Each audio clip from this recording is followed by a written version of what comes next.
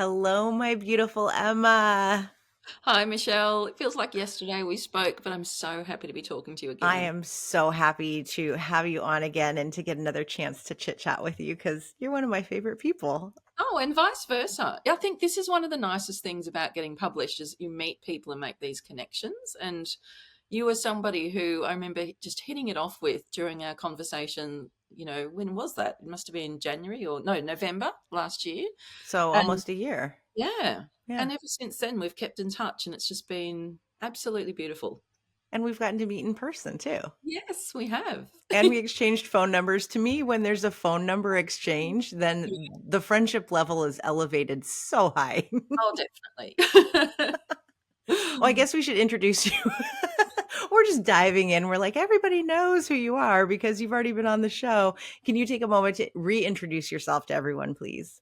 Sure. I'm Emma Gray and I'm in Australia and I'm the author of The Last Love Note, which came out with Zibby Books last November. And my new book, Pictures of You, is coming out this November. And it'll be today. It'll be pub day is when this airs. So congratulations and happy pub day in Oh, thank advance. you. I'm Well, so lucky I got to read it. I really enjoyed it. And it's funny, I don't read any reviews before I read a book. And I was reading it and I went, oh, this is kind of young adult. And then it went into adult. And I'm mm, like, oh, yeah, this is good. Emma is good. I loved the story. Can you give us a synopsis of what it's about without spoilers? But yeah, it's that's so the hard good. part, isn't it? Yes. It's a story about a woman named Evie who wakes up with absolutely no recollection of her marriage. She's been in a relationship for 13 years and can't remember anything about that. She has survived the car accident that killed her husband. And really, most of the book, she is struggling to piece her life back together and to work out what has happened and how she has ended up in a life that she doesn't recognize and also doesn't like.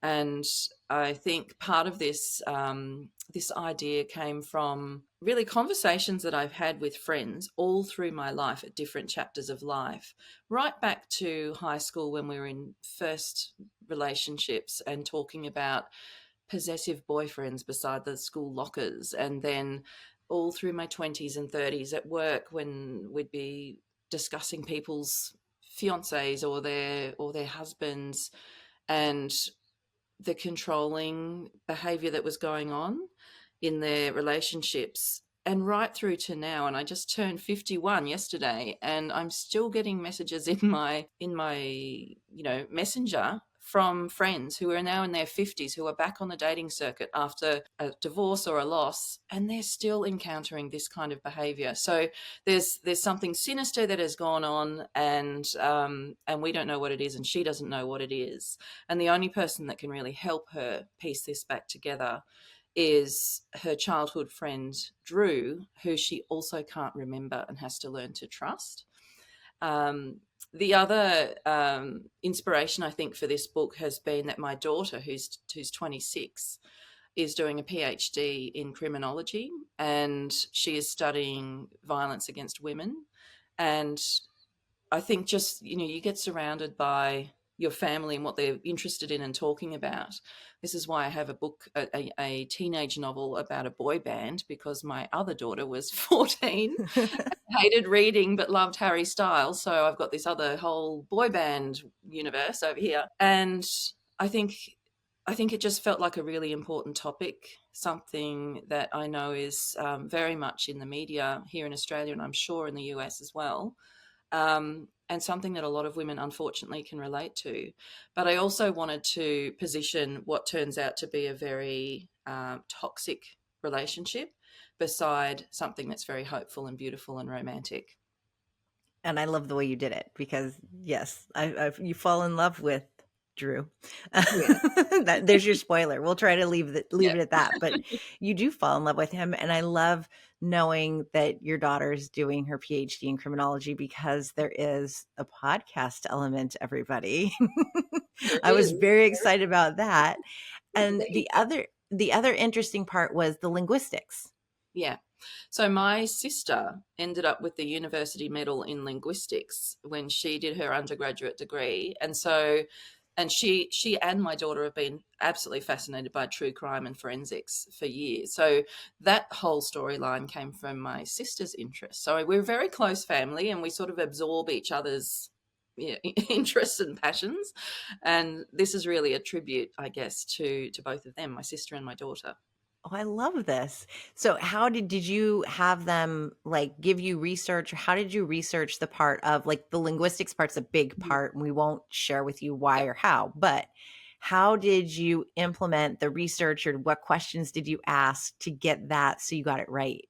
Yes. Oh gosh, both of them were put through the ringer with this. I kept sending them paragraph after paragraph and saying, just please check that this is definitely true, definitely correct. My daughter and I actually came up with the idea, and we won't spoil it, but came up with the idea of that twist when we were coming home from a book event talking about The Last Love Note at another event about a year ago. And and then she and my sister were sort of coming up with how we could incorporate that into the story and how it might work, and some true cases that had used a similar technique to crack the case. And I find that absolutely fascinating. I'm sure all writers and readers love the idea of language and just the rules and how we use it, and things we don't even notice that about the way we speak, and it's just a fascinating area of criminology. But the other research that I did was very much into coercive control, and I ran this book, and my poor friend Kat Burney has read every draft of this book. I feel for her so much, but she's probably She's read it more lucky. than I have. She is the executive director of the National Women's Safety Alliance in Australia. So she and her team advise the government on policies about gendered violence and all of this. So she was all over it with a fine tooth comb, just ensuring that I had that angle correct as well. I normally steer clear of books that require research. I mean, I've been known to sort of put something in a scene and think, oh, I'll have to look that up, and then change it so that I don't have to look it up. So this is a bit of a departure for me to have to do this. Oh my god, I love you. The honesty. But I love it because it's you have to be realistic about it, and you can't fluff that and just throw it in there and go, "Well, I hope so," That's right. because people like me would be, "Oh, I'm gonna go see if that's actually correct and Google it." I didn't I because know, I and trust you. I do know that happens, and it's quite terrifying as an author. So Oh, yeah. you can go as far as you can go, and try to cover all bases and make sure that you've asked the right people. And certainly, I've had numerous conversations with dear friends who've had lived experience of this sort of relationship, and have actually been the friend in this book multiple times, unfortunately, in helping friends move through and beyond a relationship like this. And I think it really has been a team effort to pull this story together. Mhm. And there were surprises throughout. I remember messaging you going, "What the oh my goodness, I didn't see this coming," and I loved your response of, "I didn't either." I didn't. I didn't. And it felt like a roller coaster to write. And this is what happens when you don't plot a book, and it just surprises you the whole way through. And it's both exhilarating and terrifying, because you hope that it's all going to come together in the end. There are times when you think, I can't even see my way through this plot yet. I don't know. I don't understand what's happening or how this is going to be resolved. And I think that's what keeps me going as a writer, is that I don't know. I don't want the spoiler. I only want that in Christmas movies. I'm happy to know what's going to happen in predictable things. But when I'm writing, I don't want to know. And if I think I'm about to figure out a twist or figure out the ending and I'm not far enough into the book yet, I don't want to know then either. I'm sort of trying to push back that thought so that it doesn't spoil it for me and I lose interest in getting it on the page. So it's a really fun but terrifying journey to write a book like that.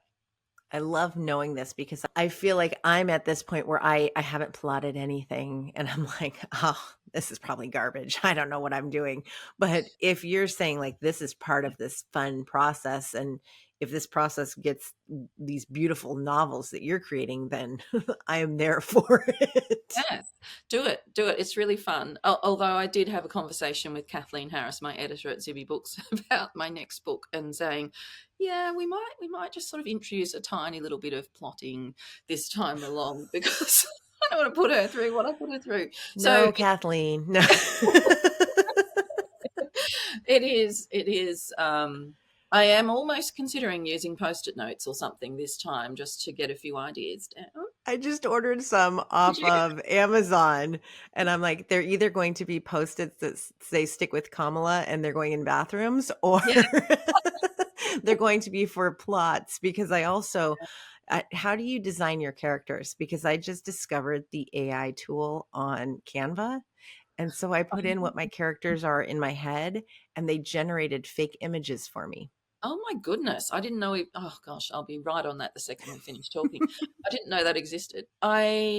It's interesting because I'm sort of very early on in my next book now, and I was just thinking the other day, oh, I don't really know what's happening, and I had to remind myself the only way you're going to learn who these people are is to sit down and write, and you learn them as you go along. With The Last Love Note, it was sort of easy because there's a lot of me and Kate, and there's obviously that story is very personal to me. It's about a woman who loses her husband, which I had done a few years earlier, and so that felt very like me and my voice and who I am. And then for this, I think I'm drawing this character from my daughter and from other people I've met over the years, and just a little bit of her own self, Evie. And it's something that I think you can only learn as you go through. I think some authors definitely sit down and do very detailed descriptions of their characters before they begin, and they create an entire world and a backstory for that character before they put pen to paper in the actual book, and that's another way of doing it. And I just tend to work that out as I go along, and then I'll, in later drafts, often go back and flesh out that character or put in some backstory elements that hadn't been there before.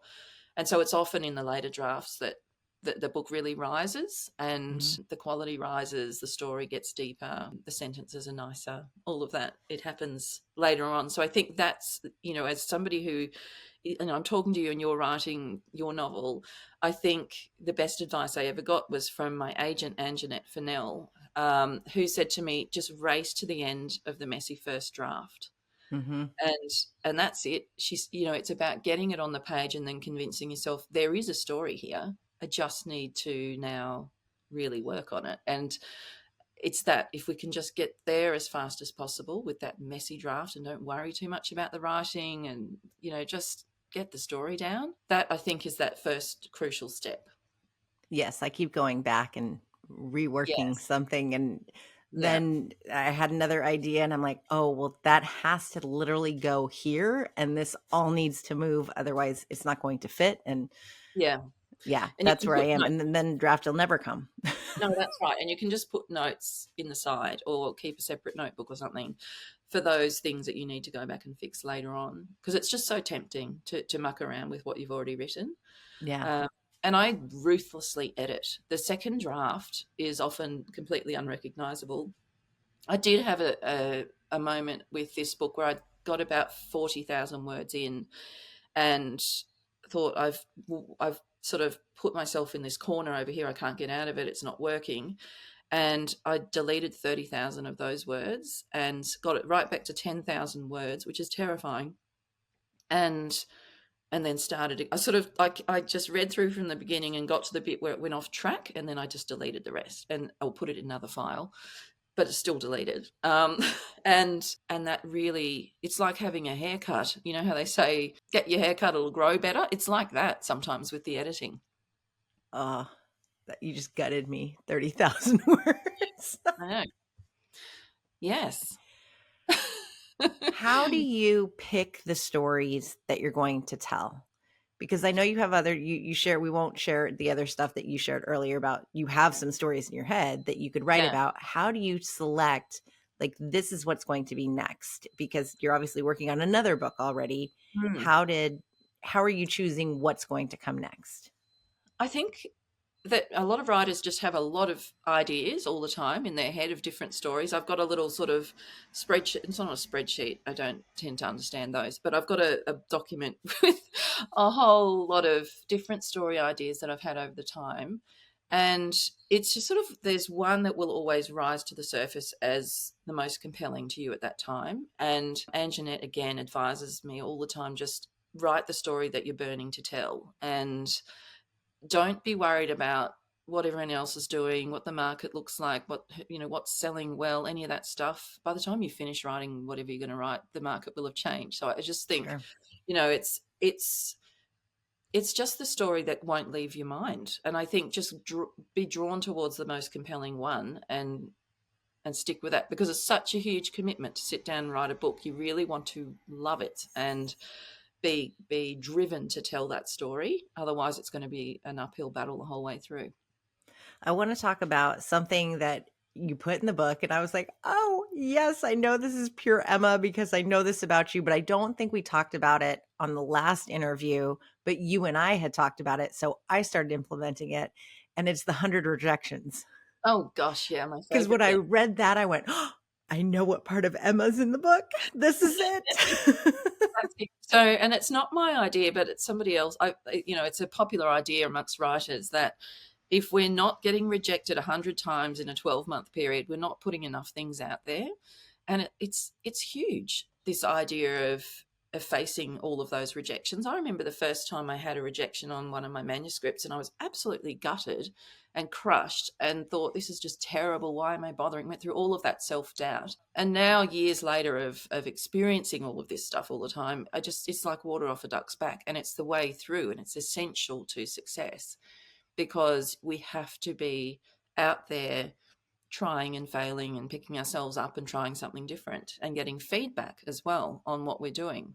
And I think it's so tempting to keep everything close and not show people and not enter things or not submit things.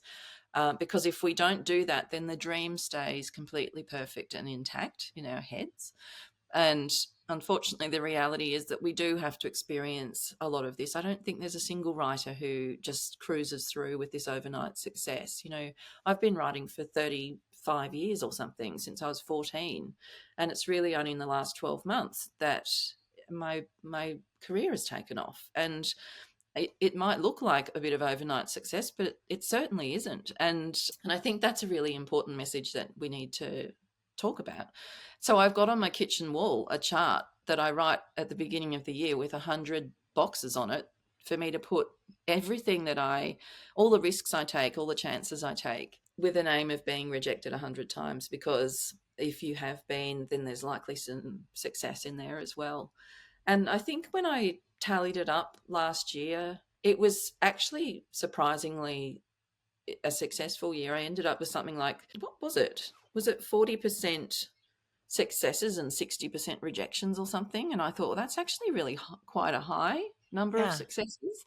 And I'm using it for things that go beyond writing. So any other sort of big steps or risks or chances that I take, I'll put up there just to get in the mindset of doing it. And I also think it's really important that I'm doing that in front of my kids, and I actually will sometimes get them to write things on the chart for me, because I want them to see that this is normal, and that they don't have this mum that just glides through life. Or they know they don't. They see that on a daily basis. But but professionally, I think Yeah. that's important. So do you only write the rejections in the box? Because I'm tracking No, everything I do, and then I I'm just doing a spreadsheet, and I yes, highlight red if I get a formal rejection. Green means yes, I got it, and then I've got a lot that are just pending, but I need yeah, to go me back too. and go, yeah, it's been almost a year. Obviously, it's been a rejection. Yeah, I'm the same. I do it that way as well. I think there are some people that will just put all the rejections up there, but I like just to put everything up there that I it sort of turns it into a bit of a game and takes the sting out of it. And sometimes you forget what you've even applied for, because you're kind of attaching less importance to every single thing, rather than have all your eggs in the one basket and put that out and wait for it to either be rejected or accepted. You've got that many things floating out there that it's just a delight when one of them comes back in unexpectedly. Yeah, and it's funny because I do forget some of the things that I've done. Like, I put all of the speaking things that I've applied for, and I had written one down, and then I got an email that said, "It's the last day, the deadline's coming up to apply for this." And I went, "Oh, I need to do that." And I went, "But why is it already on my 100 rejection list? Like, did I apply for this?" Sure as heck I did when it originally came out. So it's actually an organizational tool as well. Yes, right. But I love it. I use it for every proposal that goes out, every speaking engagement, any I don't do it for podcasts. Oh, if I added podcasts on there, Yeah, you'd fly then I through. would, yeah, we'd be way above 100, no Yeah. problem. And I Yeah. think for things like that, where you might be reaching out to a guest on your podcast that may feel slightly out of reach for, some person that you may not have once asked, I think when you're doing this sort of process, it just makes it easier to ask, because what's going to happen? You'll get an Yeah. extra thing on your chart and get through the chart faster. It's like, That's such a good way to put it. See, it's and I tell people all the time I get rejected daily. Like, that's literally my job, is to send out pitches and get rejected. mm, So to me, it's not as big of a deal. Like, yes, it kind of just rolls off. I'm like, yep, next, move on. yeah, Because I that's was also in sales for 18 years. So you get yeah, rejected all the time. yeah, But I think it's a great reminder. I love to be able to put yourself out there and to mm, see, look at where I've tried to get in. And I wish that I'd started it earlier, because I've seen this year more of the yeses to things that I have applied for before and didn't yeah, get.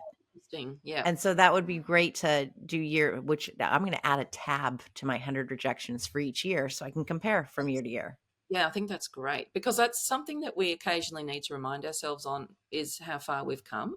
Hmm. And it can be very easy for us to get bogged down and disappointed, and to feel like we're not making the progress that we're making, that we really are making. And, I tend to be using Facebook.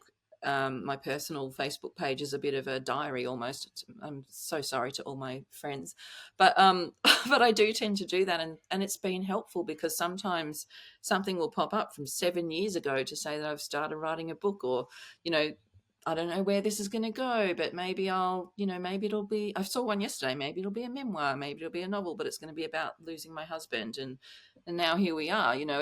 It's that sort of reminder, I think, that can really help us just to be kinder to ourselves and more compassionate about this whole career. I want to use the word journey, but it's so overused, but that's really what it is. So yeah, I love this sort of thing. And so I've worked that into pictures of you, because I just think it's a great concept, and hopefully might inspire other people to do the same thing and embrace failure and give things a go.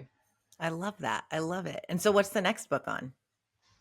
Well, You I said haven't you were writing it. I wouldn't do this worked. otherwise. I know I haven't worked out how to articulate the next book without spoilers, so it's very hard for me to say what it's about. But I think one theme that seems to be going through all of my books recently is I had dementia in the last love note.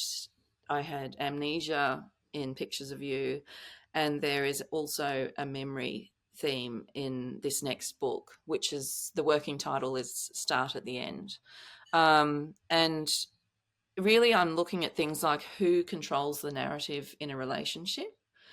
And if you were to put a couple into two separate rooms and ask them to describe the last 10 years, would you get the same story? Mm, And I'm having so much fun writing this story. It's so lovely to be back in that creative phase of the work. I've yeah. been through all the editing, and I'm about to go back into I'm talking to you, into the promotion phase of Pictures of You. But it's so nice to have this book that I'm writing as well on the side, that sense of creativity back again. Oh, I'm so excited. I just give me all of the Emma Gray books. I was so excited. And somebody had reached out and she goes, "Did you get a galley copy?" I go, "I did." She's like, "I got rejected." I went, "Oh, I'm so sorry. I'll tell you how it went." But I know it's going to be good. So I feel so lucky I get to read it before others. And I just That's can't one wait of to the see best it. things. I love that too, because I'm getting sent people's books before they're published now as well. And it's really the biggest surprise to me, and the most delightful part of being published. It's this sneak peek into upcoming new releases. Yes, it's so exciting. And then the other one that I'm reading right now doesn't come out till January. I'm like, that's so far ahead. I just have to remember all of the details Yeah. before the interview. Emma, you are just such a delight. I adore you so much. Oh, Oh, I feel the same way about oh, you. thank It's just you. been, you just hit it off instantly with some people. It's been like that with you. I really love talking to you. Oh, I I love love talking to everything you. you've been doing and the work that you do on podcasting as well, and just helping us, the rest of us, know how to engage with the podcasting world is just so important and it's great. Well, thank you. Thank you. I appreciate that. Where can everyone buy pictures of you and where can they find you? They can find me at emigre.com.au on my website, and then Emigre Author on Facebook and Instagram. And I think the book should be sort of widely available by the time this goes to air. So I know it's going to be in Target again, but it's going to be in all sorts of wonderful indie booksellers around the country, and around the world. So anywhere, Yay. I'm anywhere. going to go to Target and get another picture. I can't wait. Congratulations. And thank you Thank so much. Oh, thanks, Michelle. It's just delightful to speak with you.